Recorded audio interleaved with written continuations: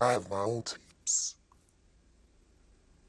I've seen what they do. The ritualistic behaviors, the drugging, putting girls in the suitcases, dumping them in alleyways. It's horrifying. And it's all done under the protection of this is going to be paid off. There's another NDA. This is going to be, it's terrible.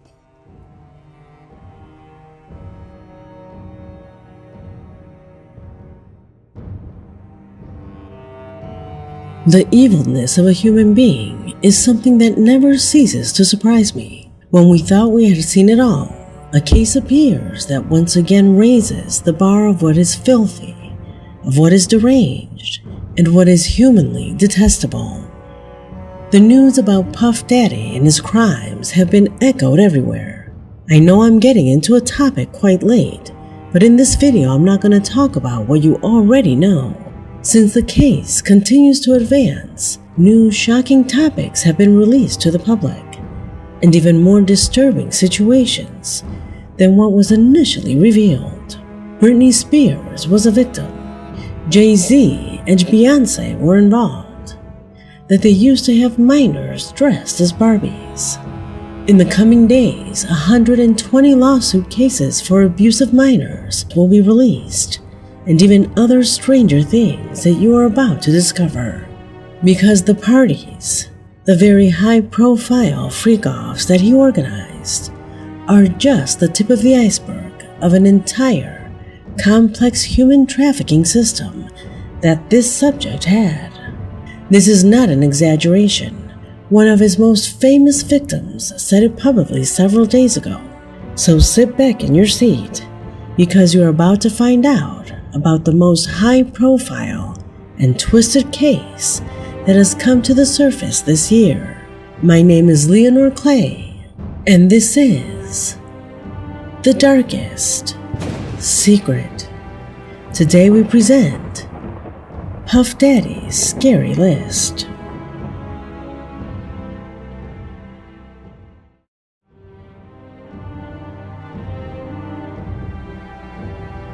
Everything was revealed on September 16, 2024, when Sean John Combs, better known as Puff Daddy or simply Diddy, was accused of conspiracy of extortion, trafficking, and interstate transportation for prostitution.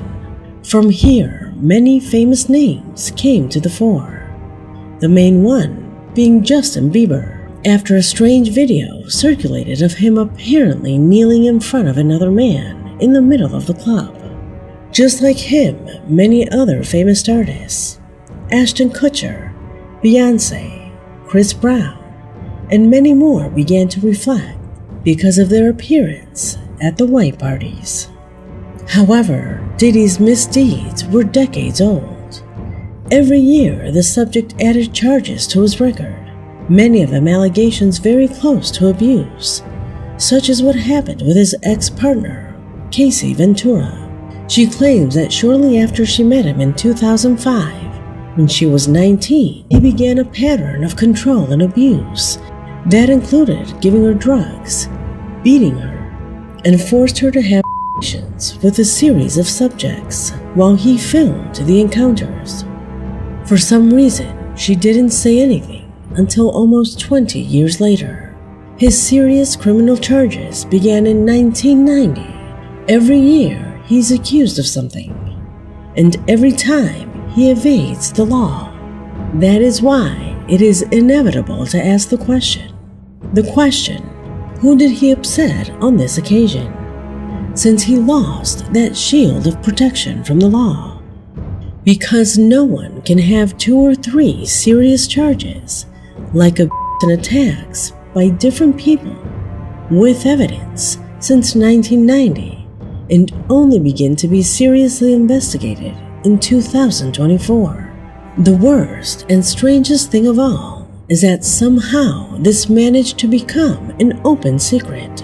Many celebrities have been warning about Puff Daddy's behavior for years. Almost everyone who attended the event probably knew about the rumors of what happened at those parties. Puff Daddy did not hide it. All you had to do was go to one side of the mansion, and you would see the filthy things they did. Now, I've had to turn down $50 million 4 times. 4 times. Just to protect my integrity and that virgin hole I was telling you about. Right. Because P. Diddy be wanting to party. And you gotta tell him no. You got to tell him no. I did.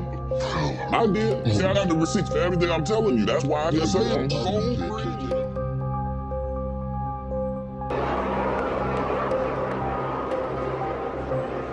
Motherfuckers be gay in Hollywood you never fucking expected.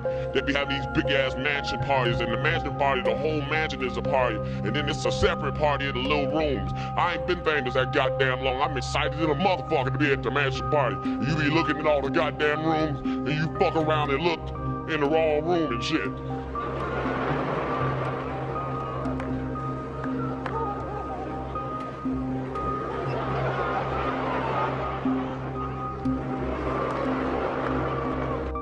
Just like completely fucked up. Drunk, but probably something else. And Diddy hands me a drink, Kanye hands Lauren a drink. We're like, that's weird. Why are they serving us? Diddy kept looking at me, and Kanye kept looking at Lauren, and like they were exchanging glances. And I'm like, they're like watching me strangely. I'm like, okay, let me pretend to drink. And like, I'm not actually doing it. And like that seemed to like make them happy, like me like pretending to like join in. And immediately I'm like, there's something fucking in this drink. There's something in this drink. And I didn't know what to do. And I, like, my manager was like across the room, but like close enough, but like not next to me, so I couldn't like whisper to her. But I wanted to tell her, I'm like, hey, don't fucking drink this, there's something wrong with this. But I couldn't, so I reach for my phone and I start to type, and Kanye takes the phone out of my hands and he's like, who are you texting? Like, you don't need to text anyone, like, we're having a party. And I was like, okay, and he like puts it on one of the speakers, and I'm like, fuck, now what do I do? Like, I don't know what to do. And I see my manager take a sip, and I'm like, fuck.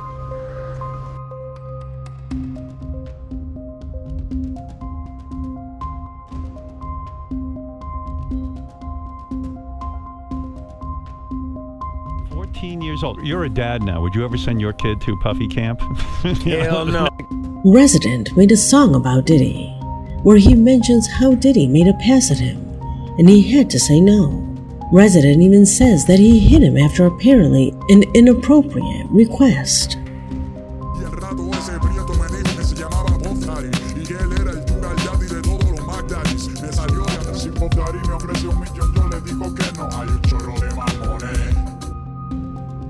On the other hand, we also have what happened with Britney Spears.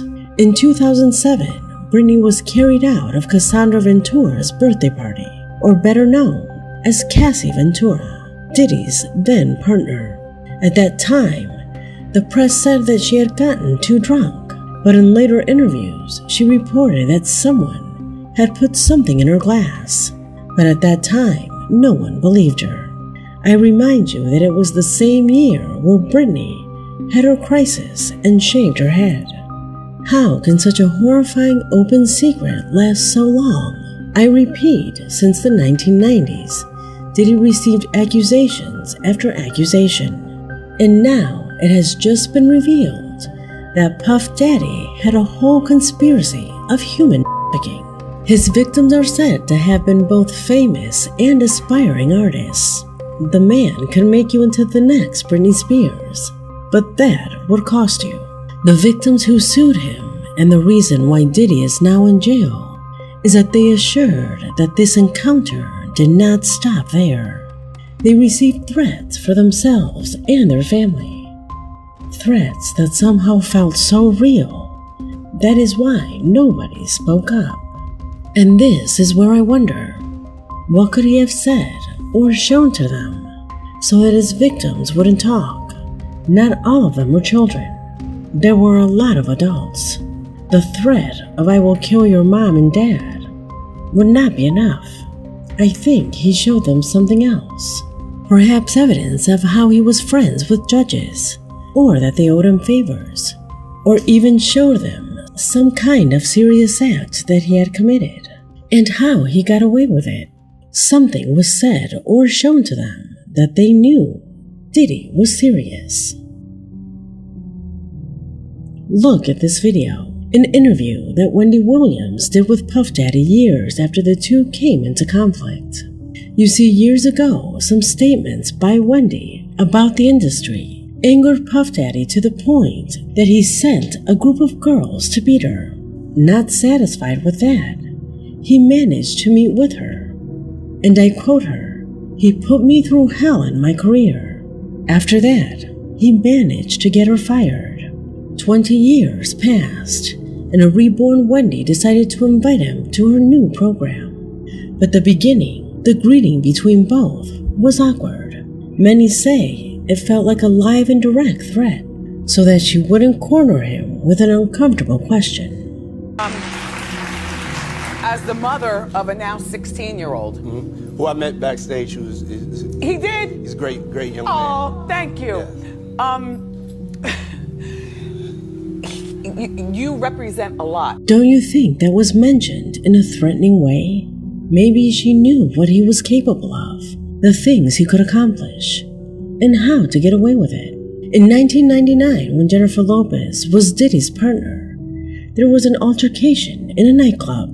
Diddy got involved in a fight that ended with a shootout and 3 people injured, one of them a woman with bullet fragments in her face.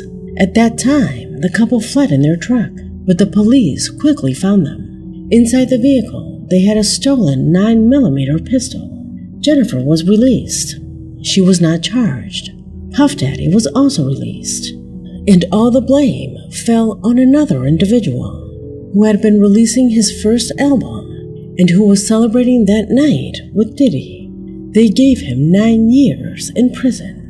Now that everything about Diddy is being known, it is believed that Diddy actually bribed the judges to let Jennifer Lopez go free, and that perhaps she was the shooter. But that's not all with Jennifer. Since Suge Knight, another big shot in the industry, who claims to have been present at Diddy's freak-offs, declared that among the tapes that the FBI found in its investigation of the artist's house, there was a recording where Jennifer appeared quite engaged in various events with many people. Rumors indicate that Ben Affleck could have seen those recordings, and that is why he decided to break off the relationship with her.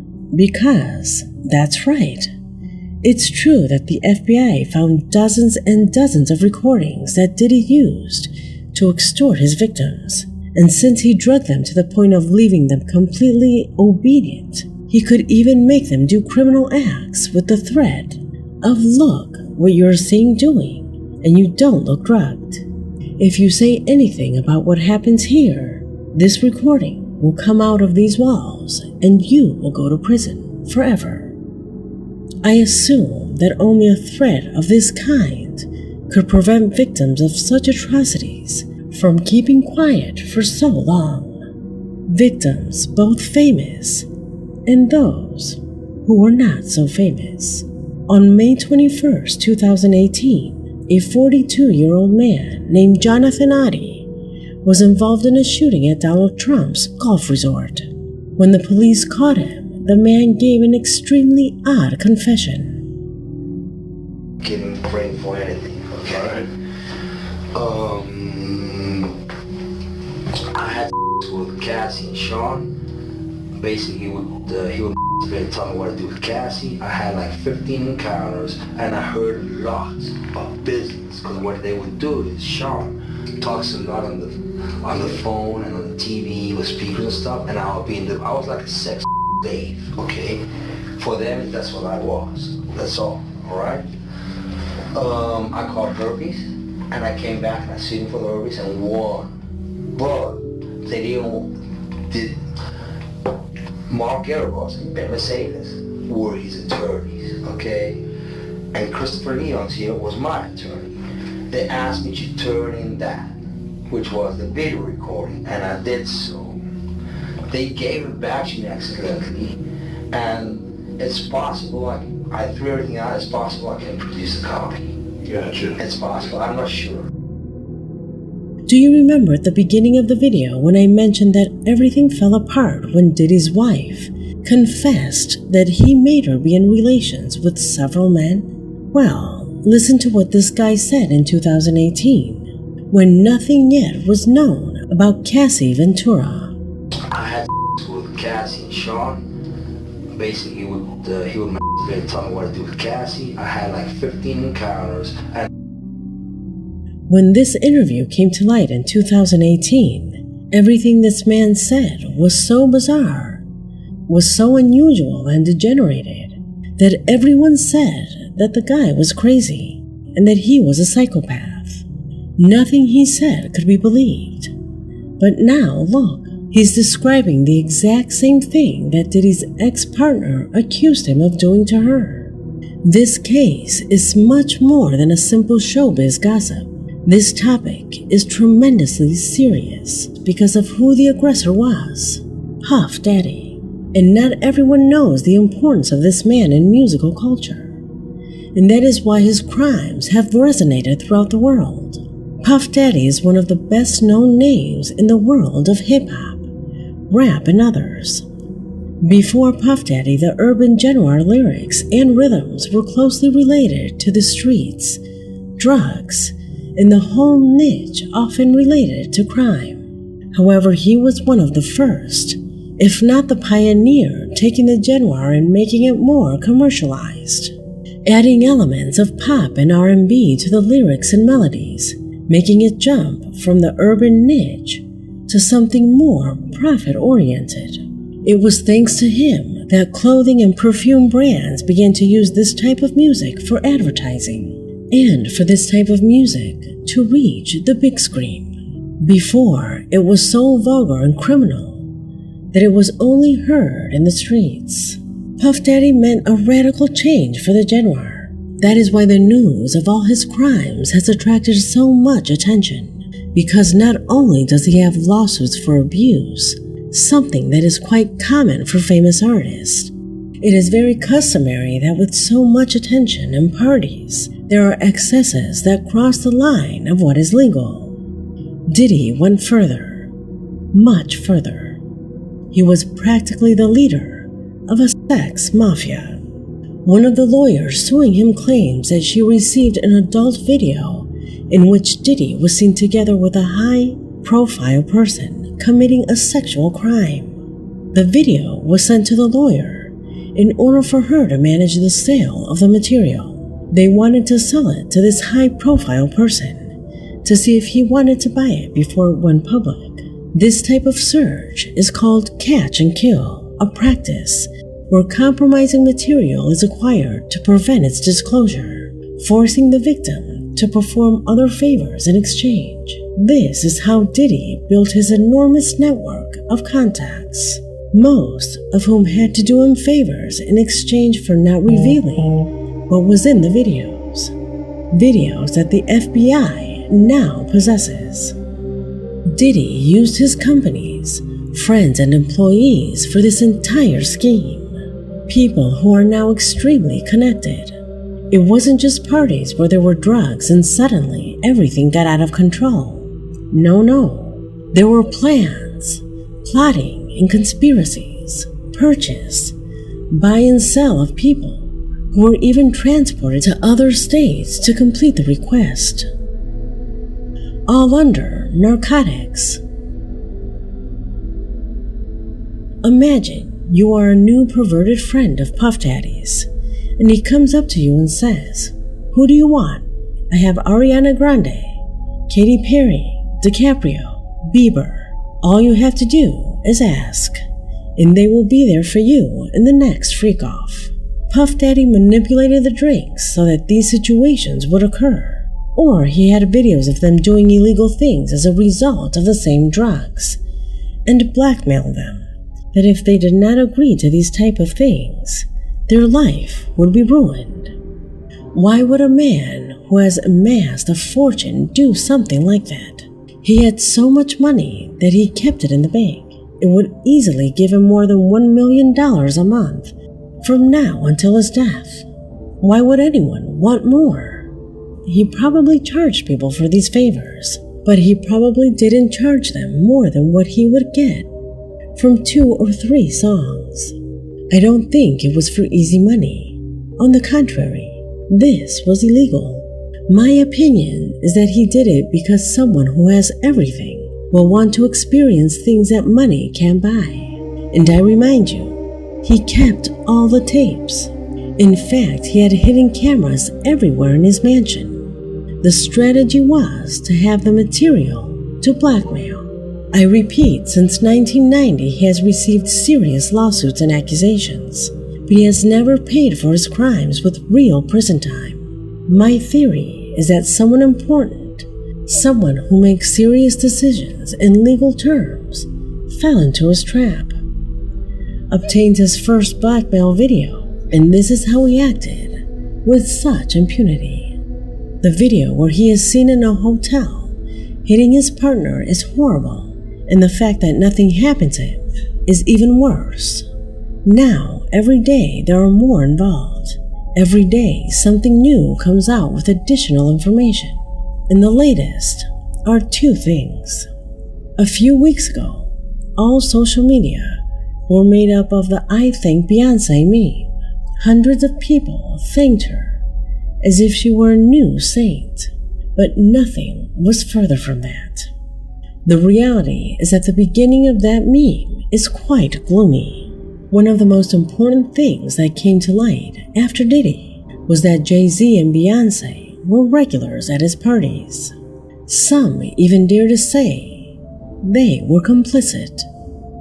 If you put yourself in that perspective and assume that Jay-Z and Beyonce were at the highest rank of Diddy's mafia pyramid, you will find meaning in all those videos where celebrities are exaggeratedly thanking Beyonce for being their inspiration and the reason of being. Adele even broke one of her awards to give a portion to Beyonce as a tribute of her being her greatest inspiration. Are these reactions real, or could they fear for their lives? Evil tongues say that Puff Daddy had Notorious B.I.G., one of his friends, killed. He did it to gain more popularity by releasing a couple of songs in his honor. They also say that he was behind the Tupac incident, as well as the Aaliyah plane that crashed under strange circumstances. I remind you that Aaliyah was becoming the queen of R&B, and that was leaving Beyonce out of the game. Week after week, new things and allegations are known about Puff Daddy. Now, for the day in which I prepared this video, one of the witnesses, Tania Wallace, stated that she attended one of Puff Daddy's parties and that she knew it was an adult party, but that she was equally surprised what she thought were dwarfs dressed as Barbies. But when she looked closer, she realized they were minors. On the other hand, in a documentary coordinated by the American entertainment media, TMZ, one of Diddy's party's organizers, stated about the money that the man spent on the decorations so that everything that would happen that night would be 100% lustful and an unforgettable sexual experience. Good food, expensive alcohol, dancers, acrobats, models. Sometimes we had live animals, sometimes different artists. It all added up, but he didn't care. He definitely wanted to convey the feeling that everywhere you looked would be about sex. It was wall-to-wall debauchery. Every week, new details add to this horrible reality. The reality that our most famous artists became so, most likely in exchange for favors of this nature. And those who didn't, well, they were lucky. What about you? Would you reject the $50 million? Leave me your answer in the comments, because this video has come to an end. My name is Leonore Clay, and this was The Darkest Secret.